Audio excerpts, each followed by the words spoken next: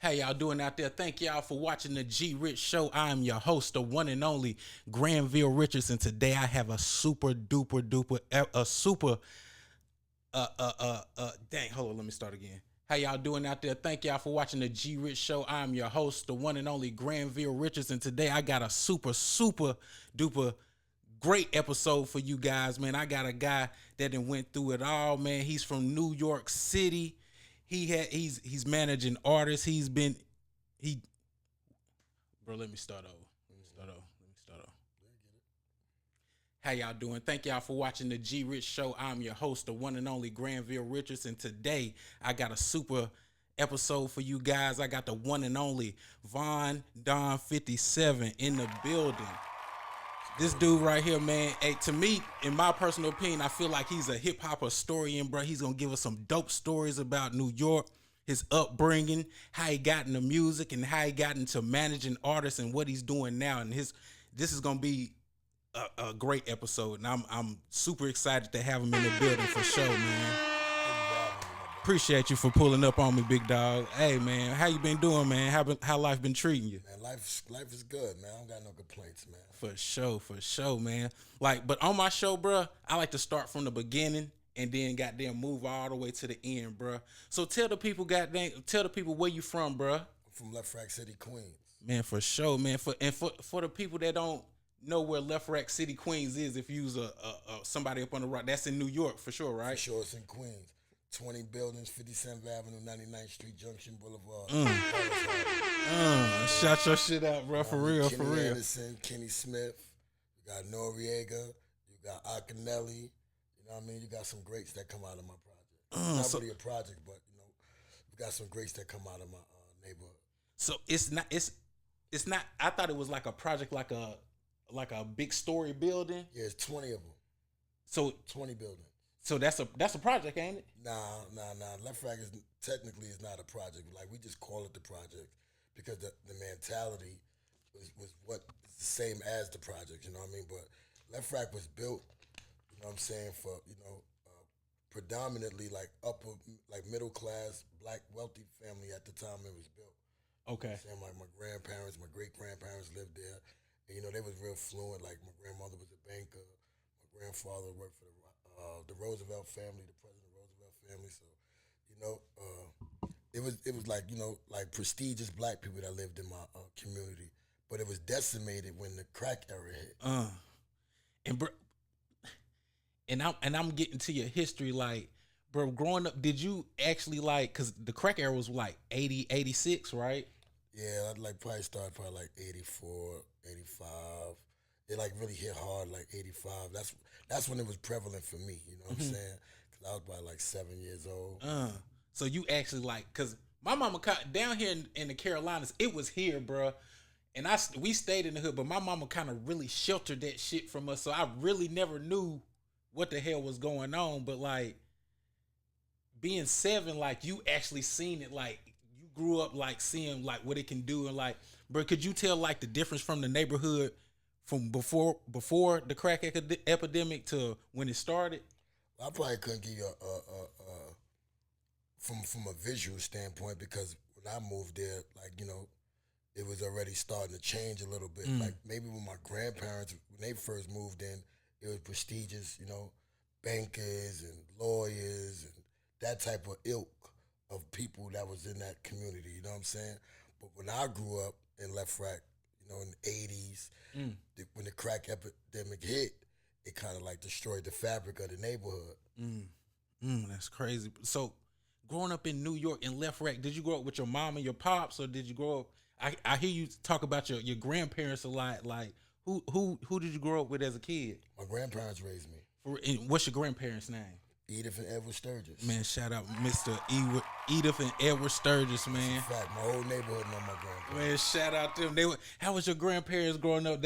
Since you said the whole neighborhood knew them, bro, so that mean they was popular in the neighborhood. Like, facts. Well, see, my grandma was a banker, and like I said, my grandfather worked for the Roosevelt family, like the president or whatever the case may be. And like my grandmother was Christian. My grandfather was real, from Alabama, so he was real strict. oh yeah. You know what I'm saying? So Everything was good until my grandfather got sick in 1990. You know what I'm saying? When my grandfather had a stroke, that pretty much took the male role model out of my house because my father happened to be incarcerated, and life changed. You know what I'm saying? The outside became more of an influence than inside. Uh, so How old were you when your grandfather passed? My grandfather passed in '98, so I was probably what, like 19. Yeah. I happened to be. I was incarcerated actually when my grandfather passed. Oh man, and like I asked you earlier, bro. Like I don't like to like glorify anything, but I like when I be wanting the kids to actually like know that like what's really going on. Like people glorify the wrong shit, but you didn't actually seen both sides of the fence. Like, For sure. can you like explain to the kids like how prison is, bro? Like because I don't know. I'm green. I don't know shit. You know. Prison is real. That shit is not no game. You know what I'm saying? It's survival of the fittest. You know what I mean? It's prey and there's predators, and you got to pick a side. Which one you want to be? You know what I'm saying? Because nobody's there to save you when you in prison. And I was in prison as a kid. I went to prison at 15 years old. Uh, So I grew up in maximum security facilities in New York City. I started as a juvenile and worked my way up, graduated my way up throughout the system. like and do because you like before your grandfather passed. Do you feel like were you like one of the kids that make? Because bro, you I feel like you real. I can tell how you talk. You smart. Were you making like good grades and stuff like? I've always made good grades. Because like I said, the neighborhood I grew up with was predominantly like educated black people. You know what I'm saying? So we had good education. You know what I'm saying? Like if you was from Left Rack City, you pretty much if you applied yourself, you got a good education. Like all my friends to this day, you know what I mean? Like we all had the same teachers. Uh, You know what I'm saying? Like I predominantly, this happens to be one of my brothers calling from prison right now. bro, pick it. You could shoot if you. Yeah. He'll be right. Yeah, he could hear me. He can hear me. He could just hear me. He ain't gonna say much, but he could just watch. You know what I'm saying? Okay. All right. But yeah, growing up in the penitentiary, you learn how to survive. Mm-hmm. You know what I'm saying? And I also learned how to educate myself. Uh huh. You know what I'm saying? They say behind bars you're doomed if your mind can't consume. That's a Nas bar, but it's very prevalent. You know what I mean? So we had education growing up. So when I got incarcerated, I still applied myself to education Okay. and empowering myself. That's big, bro. Like, how many books did you read in there, bro? Thousands, That just thousands. was that like your way to? Because my uncle was like that. Was that your way to get away from where you were at the time? Yeah, for sure. It was my way to get away because it was definitely my way to get away because I was able to find out who I was as a black man. You know what I'm saying? For sure. You know, getting education from yeah. The pillow, the green. Move the pillow out the way so he can Yeah. All right. So you know, like, I'm live and direct. I'm online right now. I'm on. So education was prevalent. So first you started with the miseducation of the Negroes. That's the Carter G. Woodson, your Malcolm X's, Elijah Muhammad's. Then you go into your, the fabric of who black people was in the struggle that we went through in America, like with the Black Panthers. You start learning that history. You know what I mean? Then you go into your Jonathan Jackson, your George Jackson, your Stokely Carmichaels, your Bobby Seale. You said some name. You said Jonathan Jackson, Yeah, that was George Jackson's little brother who was killed when he was 17 years old. bro. You put me on. I some of them two names I didn't know. I don't even. Yeah, George Jackson was convicted of a robbery. He died on his 13th year in prison, Soledad Prison. So he wrote a book called Soledad Brothers, and then he wrote another book called Blood in My Eyes. So I was reading all the different kind of books, Damn. educating myself. Like when you in locked up in that kind of environment, you gotta make yourself strong. You know what I'm saying, with exercise and brain food. Because those walls are designed to destroy you. Uh, You dig what I'm saying? So those was like tools and weapons that I used to empower myself. like what you just said. You said the walls are like there to destroy. Do you feel like it's like it's a design, it's designed like that for? Of course, it's modern day slavery. It's definitely designed like that. This country was designed off the back, well, not designed, but it was built off the backs of slaves. You know what I'm saying? So they can't put people in chattel slavery now. So now they just lock them up. You know what I'm saying? Yeah, So yeah, it's just another form of slavery. You know what I mean? for sure. And now we just voluntarily going in there. You know, I was once, young, misguided, and I made some, bad decisions in my life that cost me a substantial amount of time of my life in the penitentiary. Yeah, like if it was anything you could tell our youth, bruh, that kid that's thinking about going to that wrong direction, because bro, like I said, you done been on both sides of the fence, so you know how it go. Like, what would you tell that kid? What would Vaughn tell him? I'm gonna tell the kid straight up, stay your ass in school, because when we was kids, all my friends to this day that applied themselves and went to school, never went to jail, that wasn't on the corner, they all doing good now. You know what I'm saying? We take it for granted, like you want to be cool, you want to be smoking weed, you want to be drinking at the early age, you thinking it's cool running the streets, selling drugs. I mean, unfortunately for some, they have no choice, right? Because that's the environment that they grew up in, and that's some economic how they feed themselves, right? Mm-hmm. That's few and far in between, though, right? But you glorify it because you're excited by the music, what you see on TV. It's the culture, right? But all my friends to this day, I can name 5 of them, 10 of them off top, never been to prison. They're all successful right now, no felonies. They all doing positive things, got big businesses.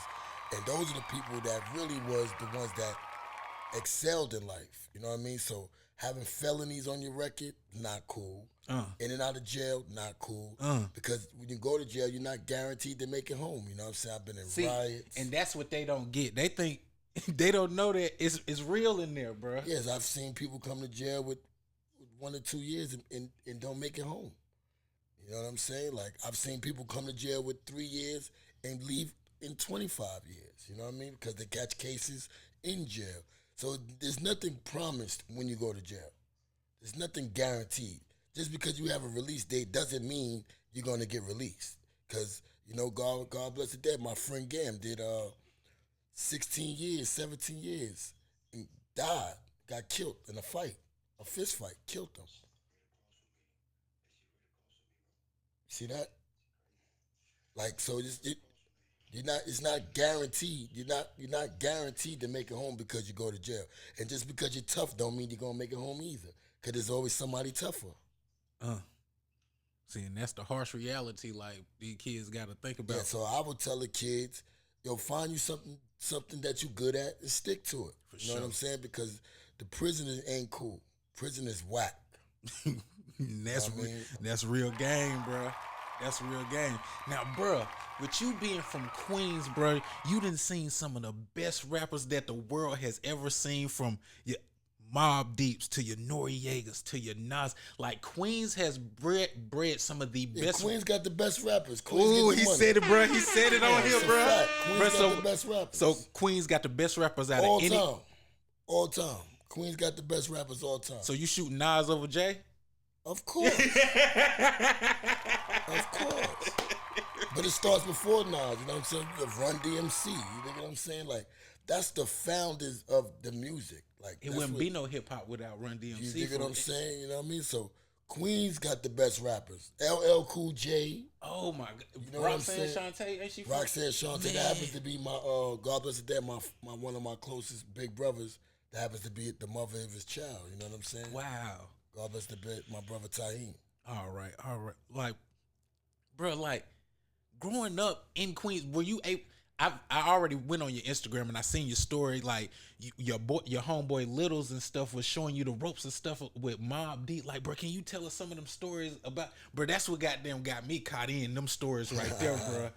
So after my first bid, I did 8.5 years. I came home, and I was like fresh. You know what I mean? Like when I went in as a kid, I went in as 15 years old. Came home 5 days before my 24th birthday. I never had to pay a bill before. You know what I mean? Never had to worry about paying rent. For You know sure. what I mean? So the real world had hit me. You dig what I'm saying? So before I even got with Littles, my man Saquon, who happens to be Dragon's uncle, we was selling CDs, and 50 Cent was on fire at the time. So we used to go down to the Canal Street with $100 and get $100 worth of CDs. By the end of the night, I had $500 in my pocket. Bro, for the people that don't know, like, explain what Canal Street looked like, because is that where you can get all the purses and the bags? Yeah, it's Chinatown. Facts. That's correct. That's where all the bootleg stuff, CDs. That was like everything is in Chinatown. So Canal Street is technically in Chinatown, yes. But it's still technically Queens, right? No, that's Manhattan. Okay. Okay. Yeah, so we used to go get the CDs, and you sell them. 50 Cent was on fire. So like getting $100 worth of 50 Cent CDs. By the end of the night, they buying them. I'm talking about every day we made $400 or $500 every day off of CDs. You know what I'm saying? Like it was 50 Cent was on fire. Everybody wanted a 50 Cent mixtape. Man, so I did that, and that's how it got me exposed to being around Dragon, and then Y had wrote a letter for me for my parole officer because they were trying to violate me for staying out past 9 o'clock. So he assigned me to the street team. It wasn't a paid job or anything, but it was a way for me to stay out past 9 o'clock. Exactly. And for me to get my hustle on. You know what I'm saying? Learn some of the game.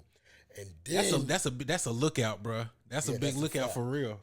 So I had I was under the street team banner of Rough Riders. Like I said, I had sent a letter to my parole officer, and then I ran into Littles. You know what I'm saying? This is before social media and all of that stuff. So it wasn't like somebody could just look you up, like, hey, yo, I'm home. You just gotta wait till you run into somebody, or it wasn't like that. Or you know somebody that got his number and you call and stuff like that. You know what I mean? So Littles, at the time when I came home, was he had his own company, Best of the Block. Shout out to my brother Littles, and he was pushing himself, but at the spot, in the meanwhile of pushing himself, he had a machine, like, he was pressing up DVDs and music for artists, you know what I'm saying? He had French Montana, stuff that he's working on, he was working with Mano stuff, and ultimately he was working with Mobb Deep, you know what I'm saying?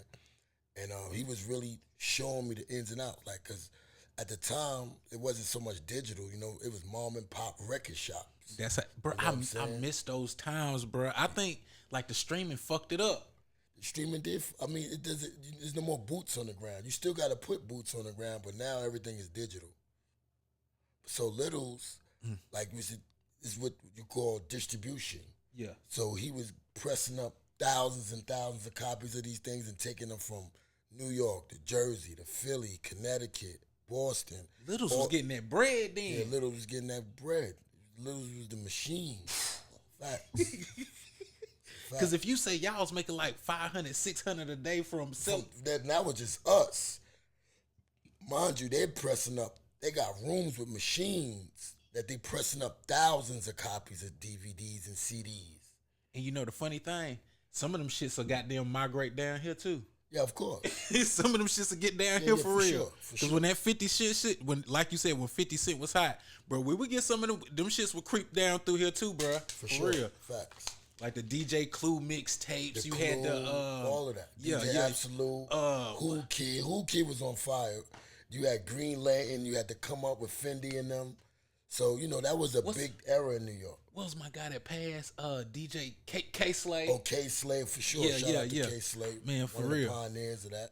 Yeah. So you say your man's Littles taught you how to music business works, right? For sure. Like, so who were some of like the artists you were around? You said you were around Rough Riders. You was with the Rough Riders team, and I also know you was with Mobb Deep. Like, you actually seen these people, bro? Yeah, I used to be with Mobb Deep. Like, I used to be with them every day at one particular point. You know what I'm saying? Like, because Littles was the vice president of Infamous Records.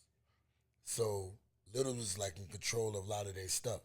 So I've been in the studio when they made the America's Nightmares album. That one of them they got one of my favorite songs on there. The joint they got with Alchemist called "Here I Go Again." Win or lose. Yeah. That's my sure. joint. That's my Facts. joint. I think that first album they had the Infamous Mob. That's like the best album like ever created. No skips, no nothing, bro. That's my favorite. That's my favorite group. And then after that is the Locks. The and Lock. then MOP. MOP. That's my top. That's your top. Is that your top? Who will be your top 3 rappers in Queens, bro? Well, you know Nas, cause you know Nas is the GOAT. You know what I mean? You can't take that from him. But Mobb Deep for sure, and then I like Chinks. Chinks. I like Chinks. I really like the Chinks. Unfortunately, he didn't get to Blossom like he's supposed to because he was cut down short in the streets. But that was one of my personal favorites, like my Queens rappers. Hey, with like I feel like it's been an emergence of that up north sound with like the emergence of Griselda and shit, bro. How do you feel like with that? How do you feel about that? Cause you being from New York and they having like a big old push with your Conway the Machines, your Benny the Butchers, and your West Side Guns. How that make you feel, bro? Well, shout out to Benny the Butcher. That's my man. You know what I'm saying? I fuck with Benny. Benny always showed me love. You know what I'm saying? So I love it. You know what I'm saying? Because it's bringing back the true essence of music. You know what I mean? Like Benny can make music. He makes music. Griselda makes music. You know what I mean? So shout out to them brothers, man, because they kind of like. There's a lot of bubblegum rap that's been out here, you know what I'm saying? You ain't lying. A lot of garbage and shit that don't even last 2 weeks in the club, you know what I'm saying? So the fact that them brothers, you know, is out here putting it on for real rap is commendable. For sure, man, for sure. Now, what made you move down here to North Carolina, bro, from New York, bro? So me and my brother Shay Davis. Man, shout out Shay Davis, man. Super shout out to my brother Shay Davis, a.k.a. Punch. I know what it is. But it was just wanted just some better living. I was getting money down here, and I kind of like me and him was going back and forth on what we wanted to do. So we was like, yo, fuck it, we getting the fuck out of New York. So we moved down south, and bro, what was your first when you first got here? What you was like? I know you, cause you used to New York in the big city, and you coming down here. I know you was like, man. All right, so it's two standpoints. It's two standpoints on this, right? And my brother that's on the phone, he gonna laugh when he hear me say this, right? So when I first got down south, I used to think all the country niggas was slow. We play slow, bro. Nah. Listen, just let me finish, right? So when I first got down south, I'm thinking, yo, these niggas is slow. I'm getting over because I was getting money.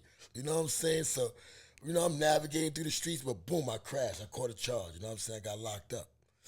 Now I'm locked up down south. And that's when I realized these country niggas ain't slow. No. Not at all. They got a southern drawl. They may walk a little, talk a little slower, but they do the same exact shit that we do. For real. There's no difference. You know what I'm saying? Like my best friend, he can attest to that. You know what I'm saying? Like we met, like, and we used to bump heads when we first met. You know what I mean? Them be the people that be your best friend. Me and my best friend will fight so much, and then we was like, man, fuck this shit, bro. Yeah. So you know the mentality from coming from New York, you thinking that, you know, cause it's so fast, everything's on the go. But you come down south, it's not moving as fast, but it's still moving that fast. You just don't realize it. You know what I'm saying? Yeah. And then when, like I said, unfortunately, I crashed. I was incarcerated, and I met so many brothers from down south. That's still my brothers in arms to this day. You dig what I'm saying? You, bro. Like, it's the same shit. The only thing difference is we got a bunch of buildings. They just got more houses and land. You feel me? Ain't nothing slow about the country, man. For real, man. For real, bro. Like, do you love the South more than I know you love the North, bro? Nah, I'm gonna say this, right? I love living in the South. I love it. I miss my friends and the food and my family in New York. I don't want to live like that ever again. Facts. I don't want to live in a sure. building smelling piss, fire, shootings all day. I mean, unless she goes on down south too, don't get it twisted. But it's not just like put in your face so much. You know what I'm saying? I don't want to live like that no more. You know what I'm saying? It's better living down south. You get more bang for your buck. That's what I was about to ask you too, bro. Is it true? How much is y'all rent up there, bro? Because somebody was telling me like an apartment in the projects could be almost 2,000. You got Is that true? right. Yeah, that's 2,000. a fact. Yeah, 1,500, 2,000, 1,800, same shit. When you Yeah. can get something nice Yeah, 1,500, 18, 2,000 down here, you doing all right. You might have a garage and all that.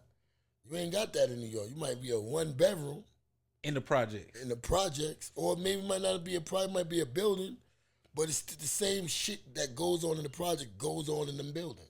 Yo, I seen some shit on TikTok where they gentrifying Queensbridge. I seen it was white people staying in Queensbridge. Yeah, that shit been going on. Bro, say that ain't nothing new. I mean, like, so where I grew up in Left Flag, it was Russians, Africans, Arabs. It's everybody. It's a melting pot. Queens is the biggest borough, first and foremost. It's the most diverse county in the world. Like, you got every nationality there is in Queens. So growing up in school, you have an Asian homeboy, a Yeah, I Russian. had all of that in my class. Every Russian, Chinese, Jewish, from Israel. I had everybody in my class. Pakistan, That's wild. yeah, Iraq, yeah, Damn. India. Bro, that's cultured as hell. Like, one thing they say about New Yorkers, they always like, if you can make it in New York, bro, you can pretty much make it anywhere, bro. I mean, that's true and not true. Because I seen motherfuckers that come down here in the South from New York and they can't survive ever fucking. They take their ass back to New York. That's wild. That's wild. Now, with you being down south and you also have artists, bro. What got you into like managing artists, bro? Cause you know the game, so you have your. So once again, I piggyback and go back to my brother Littles. I used to watch Littles, you know what I'm saying? And Littles was like my mentor, you know what I'm saying? Like Littles was like, he really showed me how this shit go, how to book shows, how to move in the industry, period, you know what I mean? Because he had us around everything, you know what I mean? They doing everything, like tours, did everything with them, so I got to see it. And then I started managing Little's cousin, which is Billy Bang from Left Rack City. Not Billy Bang Sr., but Little Billy Bang. Okay. And I started taking an interest in, you know, trying to get my stuff out because I felt like, shit, this nigga was just in jail with me. If he could do it, only thing I can't do that he could do is rap. I can't rap, but I can book a show.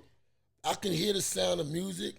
Like, so that was my start with Billy Bang. Like, that was my first artist that I ever managed. And I think a lot of people, they don't even with the artists you managing now, bro, I can hear their music sounds good. A lot of people don't have that good ear for good to know when they hear a hit, bro. That's a like, fact. and I'm like, you can't be in music if you don't know what a good. I can tell you got an artist and you can be like, you can listen to that music and be like, all right, this the song we're gonna put on radio.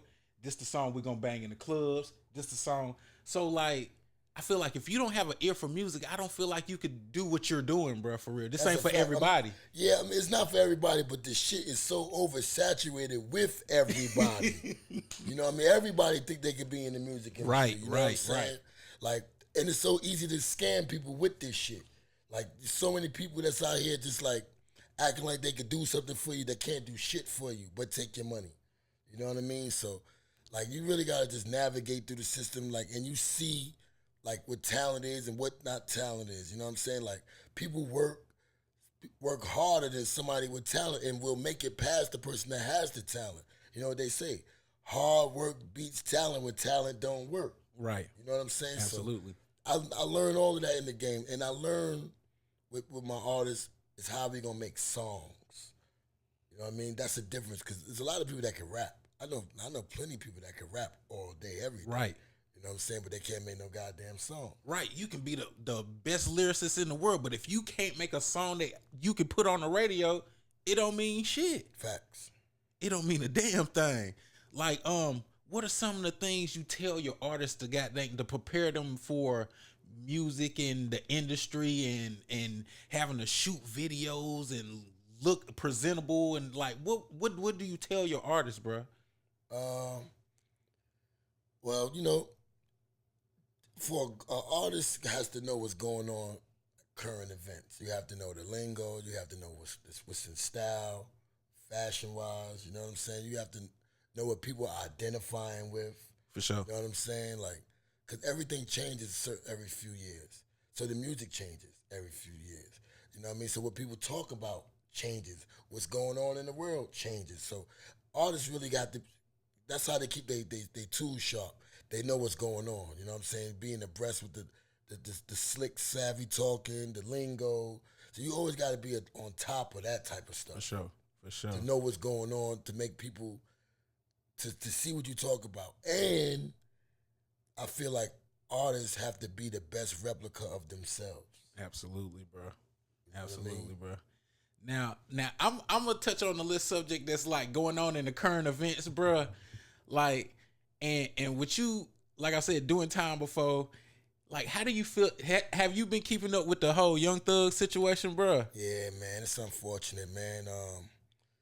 This is what happens when you build people up that don't even deserve that shit. You know what I'm saying? That's why it's all falling down now. You know what I'm saying? Like, I'm from the streets, so it's codes and conduct that I abide by. You know what I mean? If your ass is in the streets, you are not allowed to tell the police nothing. You know what I mean? And they built these guys up, and now the feds is doing everything they can to destroy them. That's why they leaking the tapes and all of that stuff. So it's like, you know, they got black millionaires with money. You know what I'm saying? Now they're going to destroy the black millionaires with money. Now they all fighting each other, but they all did the same shit. They all told. They all went against the code and conduct that they was so-called Portraying. You dig what I'm saying? That's So I don't. It's sad to see Atlanta going down like that, but it's not surprising because that's how they took down the Black Panthers. That's how they took down Black Liberation Army. With It's Inside. COINTELPRO. Man, You know what I'm saying? you just put it in a different. I never thought of it like that, bro. I never thought it. You feel like do you feel like they let Thug out, but they was like, oh, we still got these motherfucking tapes over here. We gonna put out. Yeah, that shit wasn't by no coincidence. That shit designed. Like, since when has it been they leaking the phone call that you had in prison? And you talking about other people. That's just private conversation. Can he sue? I mean, I don't know what he could do.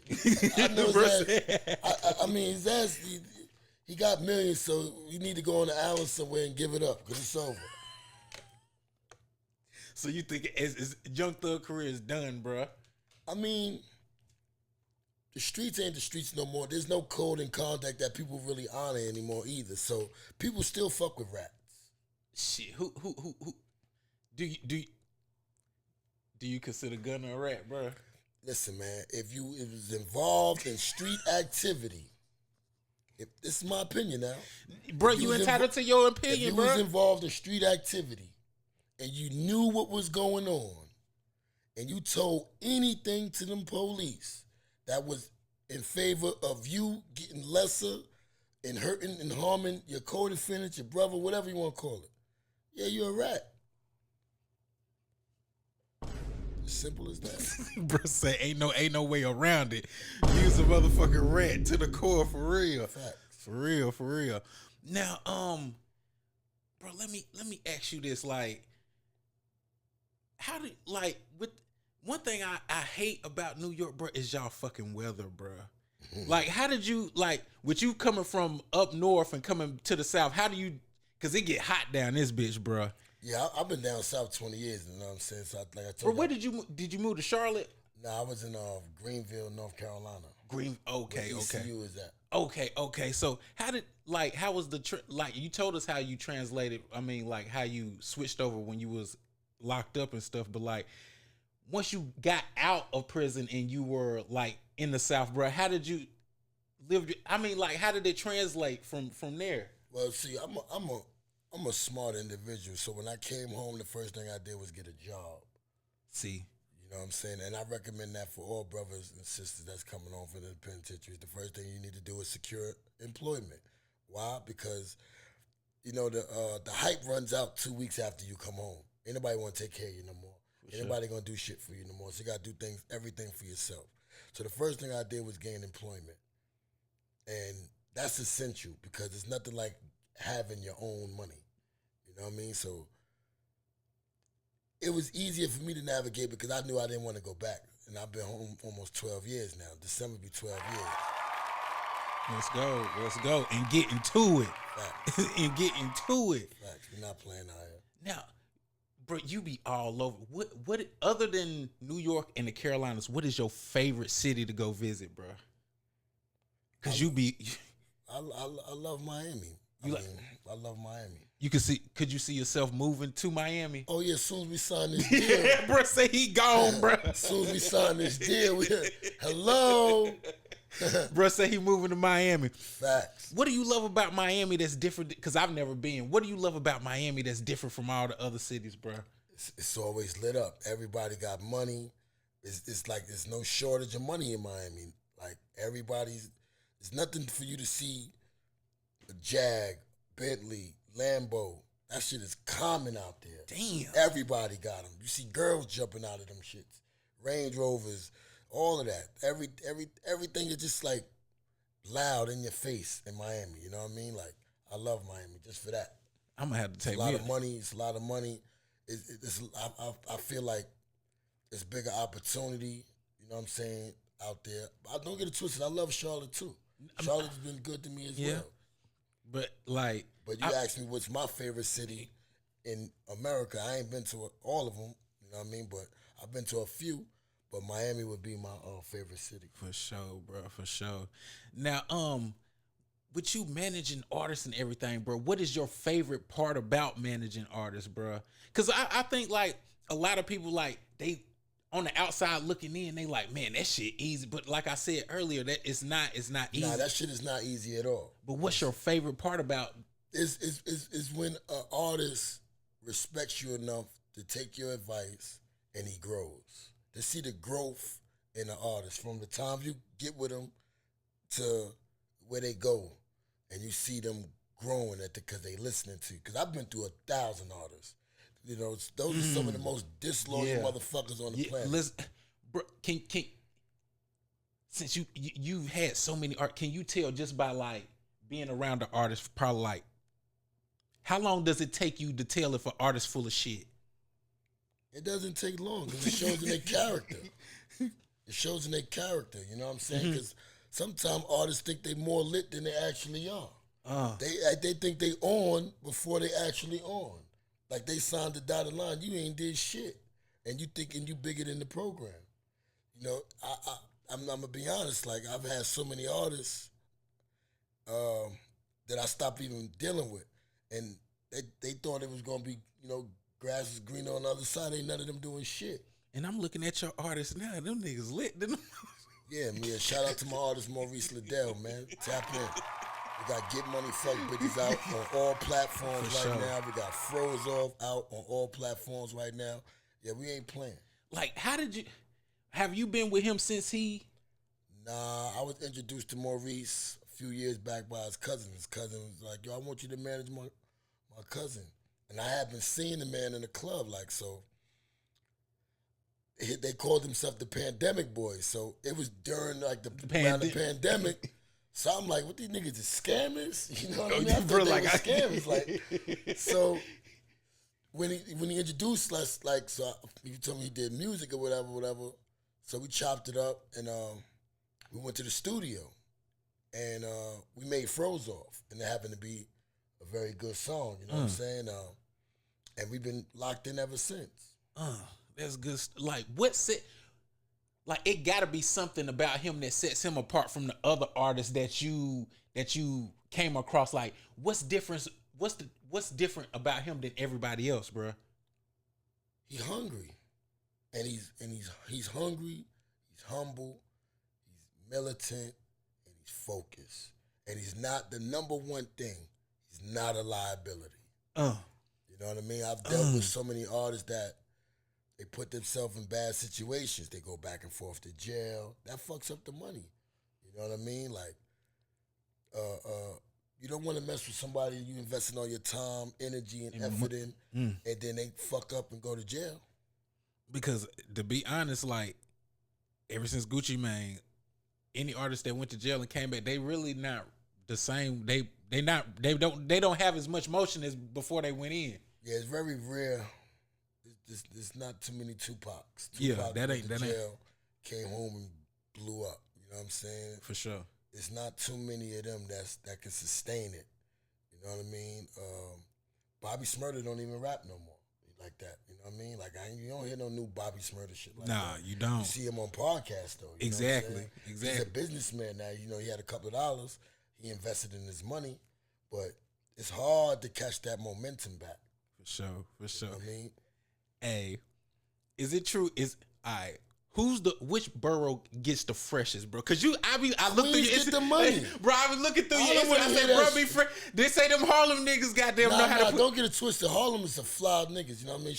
Like you got Jim Jones. You know what I mean? That nigga's a fly nigga. For real. Nigga put that shit on. But I'm a Queens nigga, so I ain't never going against the Bro borough. say he ain't going against his squad. No. Never. Queens get the money. You know what Bro, I'm saying? you like the Yankees or the Mets? I'm a Yankee fan.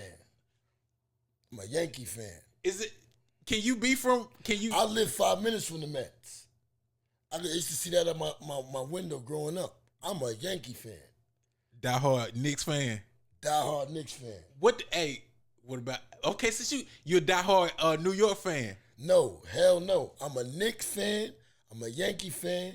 And a Dallas Cowboy. What the fuck? Oh my God! What the? Bro, nah. We ain't finna. New York Cowboy. Cowboys roam. They go everywhere. I'm a black cowboy, man. Bro, so you grew up in New York and you're a cowboy. Yeah. How did you get away with that? My whole family cowboy fan. How did you did say your pops from the South. Now my pops. My uncles made me cowboy fan. That is insane, bro. All of them. They got rooms like this, all cowboy stuff. In New York. Yeah. Boy, that's damn near blasphemy, bro. You know, Cowboys roam, man. There's more cowboy fans than anything in the world. Yeah, fact. We got one of them in here. I'm a New York Cowboy. It's a difference. Bro, what y'all gonna do this year, bro?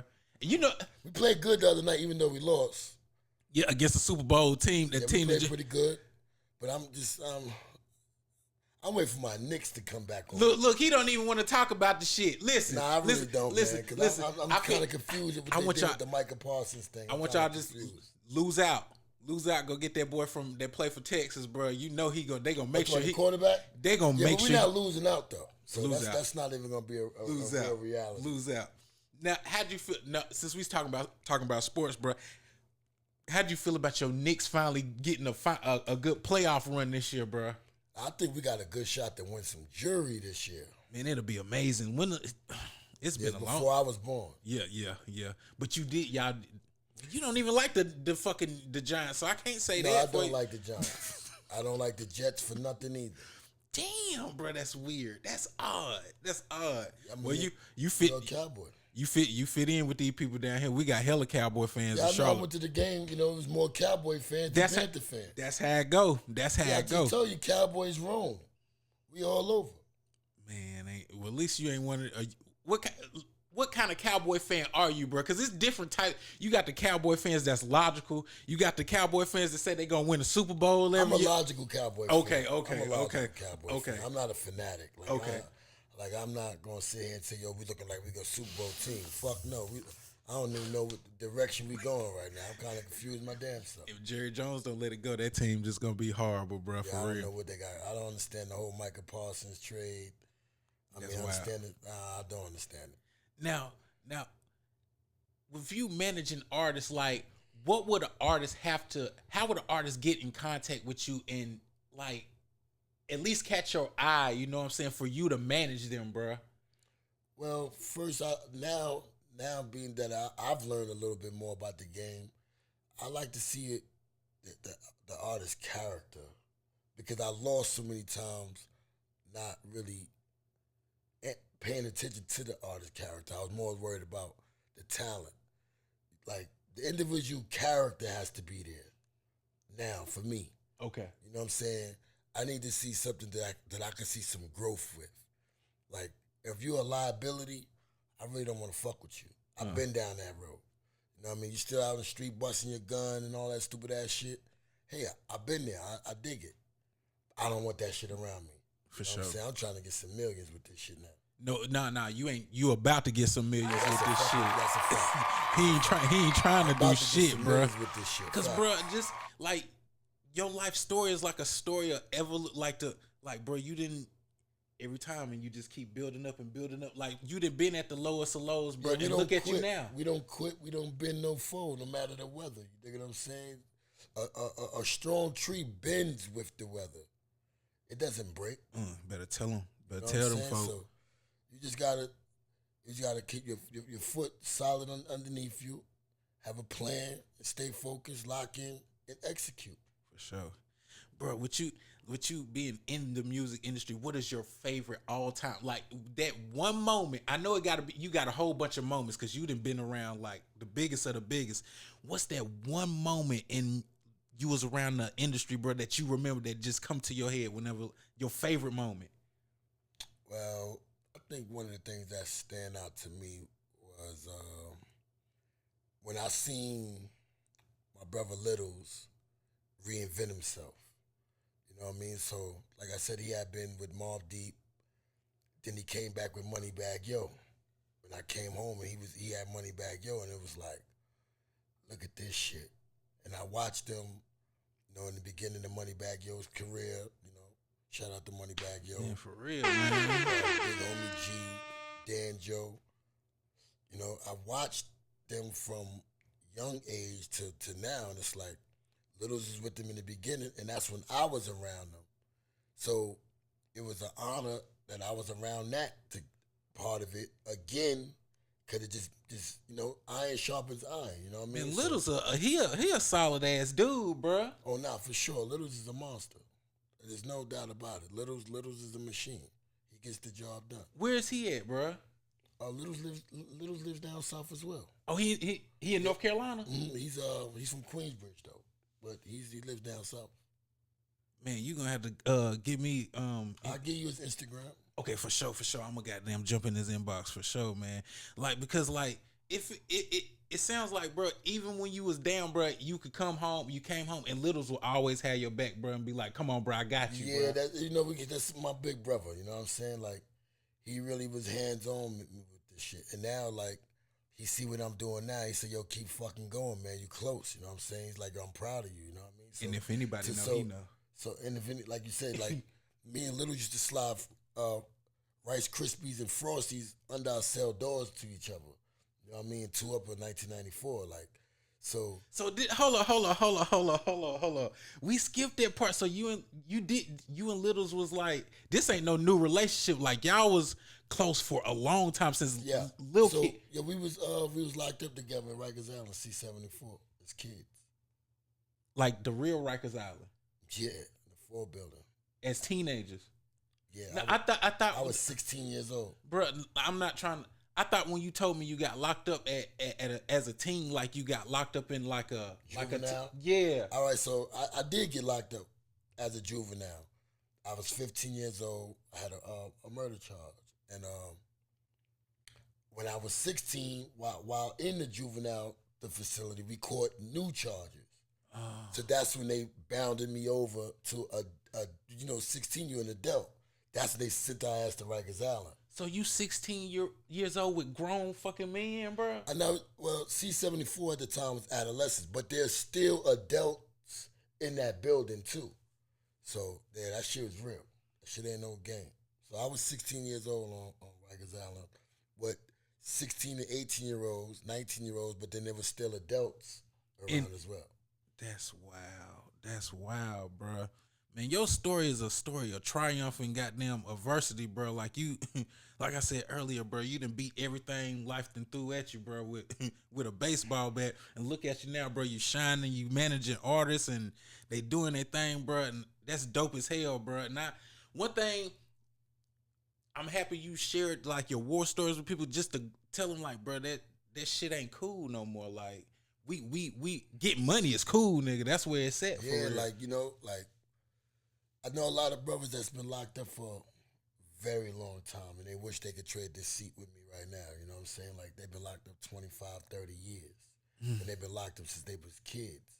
So that's my motivation to not take my ass back in there also, you know what I mean? Bro, plus you're doing your thing, man, for real, man, and Thank you. it's going up for sure, man. Now, before we get up out of here, bro, if you had any, well, you said the rap game goddamn overpopulated.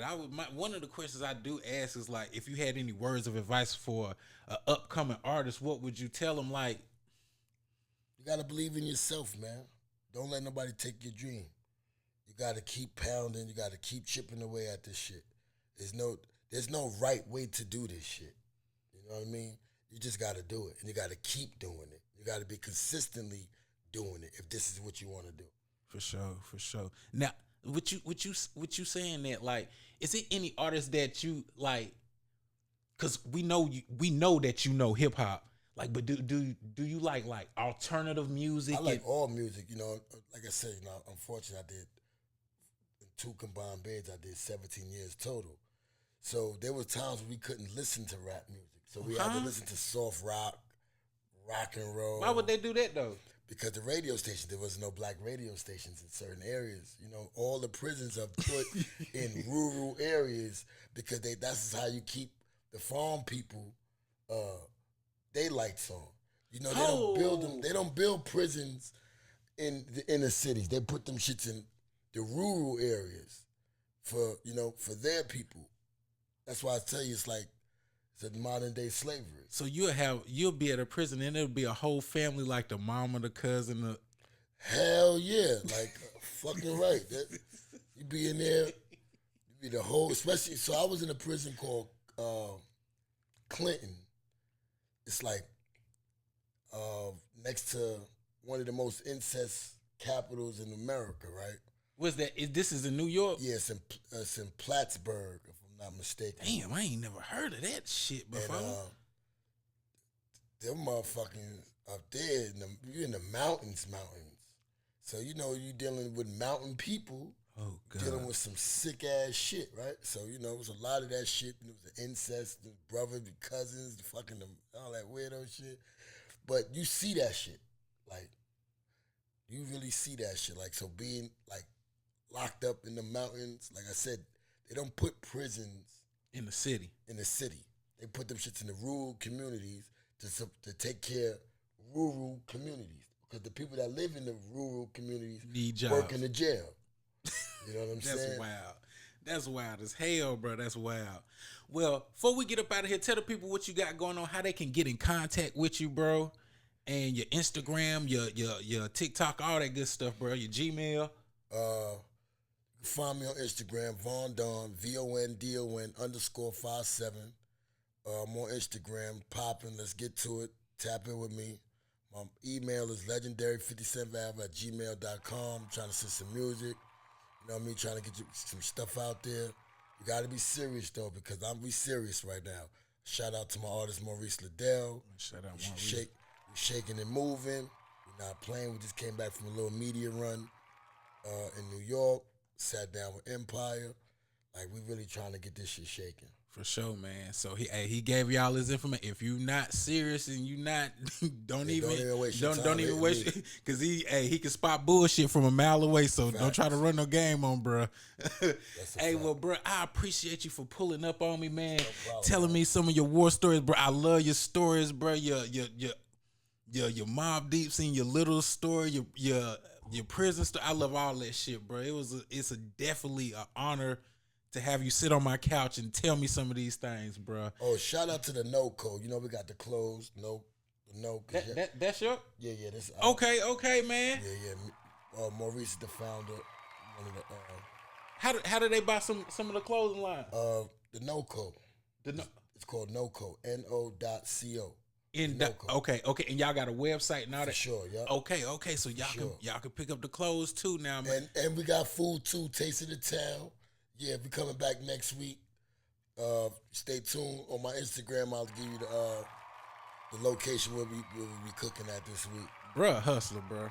Y'all, hey, bruh, go, if it's $1 to be made, they go down, bruh, go find that dollar for real, bruh. I appreciate you for coming on here, bruh. It's an honor, like I said, bruh. Hey, thank y'all for watching the G Rich Show. We got the one and only Von Don 57 in the building. Hey, we up out Music Group. Yeah, we up out of here. We up out of here. 5-7 Music Group. We out. Peace.